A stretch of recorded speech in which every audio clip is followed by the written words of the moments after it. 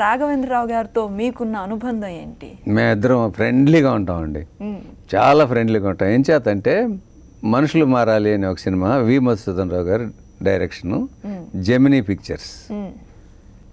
నా first film అది. Cinema అంటే ఏమీ తెలియదు. పిసి రెడ్డి గారు దగ్గరికి వెళ్ళాను, అంటే మా ఊరు పక్కనే అయింది. వెళ్ళి ఇట్లా సినిమా ఫీల్డ్లో జాయిన్ అవుదాం అనుకుంటున్నాను సార్ అన్నాను.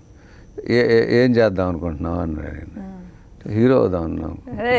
అంటే కొంచెం జుట్టు గిట్టు ఉండేదిలేండి అప్పుడు, కొంచెం బాగానే. శోభంబాబు అనేవాళ్ళు అందరూ. శోభంబాబే అడిగాడు నన్ను, అరే నా పోలికలో ఉన్నాయిరా నీకు కొంచెం అన్నాడు. అయితే కొంచెం నీ ఆశలో సగం రాసిపోయా అన్నాను. అడిగాను. జుట్టు గిట్టు కొంచెం ఒత్తుగా బాగానే ఉండేది. హీరో అవుదాం అనుకుంటున్నానండి అన్నాను. అంటే హీరో అవటం ఏంటి, ఏం తమాషా అనుకుంటున్నావు నువ్వు? అదేం కాదు కానీ సాయంత్రం జెమినీ స్టూడియోకి రా, ఈరోజు ఒక సినిమా ఓపెనింగ్ ఉంది, వి మధుసూదన్ రావు గారికి పరిచయం చేస్తాను, ఆయన పెట్టుకుంటే ఆ సినిమాకి నువ్వు అసిస్టెంట్ డైరెక్టర్గా ఉంటావు, లేకపోతే ఊరు వెళ్ళిపోవచ్చు అన్నాడు.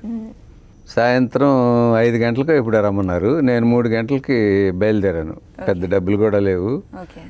మౌంట్ రోడ్లో ఏదో ఒక చిన్న రూమ్లో ఉండేవాడిని. అక్కడి నుంచి నడుచుకుంటూ, ఇది కూడా మౌంట్ రోడ్లోనే ఉండేది జెమినీ స్టూడియో. అయితే అప్పుడే ఫస్ట్ డే ఓపెనింగ్ షాట్ తీసి మధుసూదన్ రావు గారు బయటకు వస్తున్నారు, పిసి రెడ్డి గారు బయటకు వస్తున్నారు. వస్తా అంటే పిసి రెడ్డి గారు చెప్పారు, నేను చెప్పిన కుర్రాడు ఎత్తున్నానండి.